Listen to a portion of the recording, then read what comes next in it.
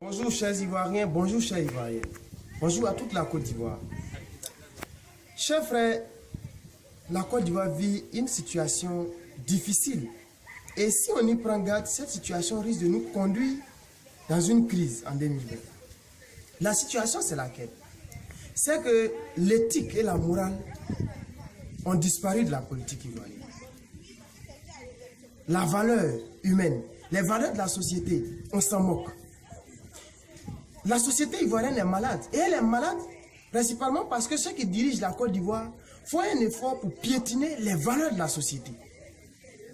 Quand vous êtes dans un pays sérieux, un pays qui se respecte, les gens qui sont censés incarner l'espoir du pays, qui sont censés diriger le pays, qui sont censés aller à l'Assemblée nationale pour voter les lois, pour défendre la dignité humaine, ne peuvent pas piétiner la dignité humaine. Quand on entend certains propos en Côte d'Ivoire, on se demande si on est encore dans un quartier précaire où les gens...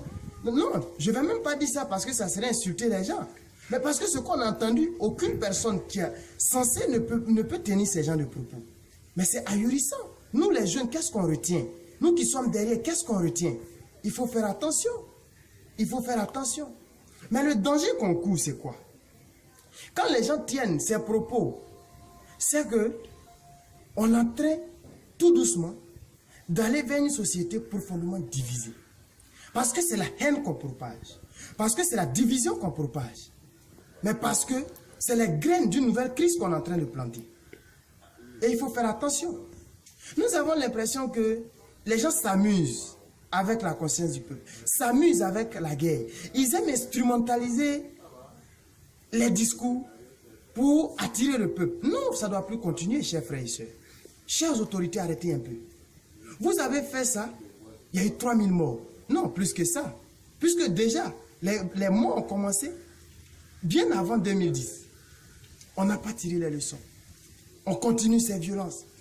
Quand c'est un citoyen qui se lève, qui tient des propos, le lendemain, on le prend, on le met en prison. Mais quand c'est des gens responsables, non, eux là, c'est pas trop difficile, c'est pas trop grave que ça. Ça n'a pas trop troublé l'ordre public. C'est-à-dire, on va évaluer le niveau de trouble à l'ordre public pour arrêter les gens. Non, il faut faire attention. Quand on est incapable de s'entendre dans les coalitions pour faire ce qu'on a envie de faire, on ne divise pas le peuple. Il faut qu'on soit clair dessus. Nous, on est fatigués des guerres. On est fatigués des crises. 2020, ne venez plus nous servir vos violences. Parce que ce que vous faites, vous avez mis vos enfants en lieu sûr. Vous avez mis vos biens en lieu sûr. Et vous divisez le peuple. Pendant qu'on se tue, vous nous regardez. Non, il faut que ça s'arrête. Mais le message doit s'adresser aussi à la population. Mais vous êtes là, nous sommes là. Et nous, on se plaît à propager ces discours, à acclamer ces discours, à défendre ces discours bec et ongle. Mais attention, quand le pays va brûler là, ils ne vont pas brûler aussi. Hein. C'est nous, on va brûler. C'est nous, on est en bas. C'est important que nous fassions attention. Que nous arrêtions de propager ces discours, de faire la promotion de ces discours. Parce que celui qui fait la promotion d'un discours haineux participe aussi à approfondir, à accroître la tension au sein de la population. Alors, à la population ivoirienne, aux cyberactivistes, faisons très attention dans notre manière de faire pour ne pas qu'on contribue, pour ne pas qu'on soit complice de la division que les gens sont en train de s'aimer en Côte d'Ivoire.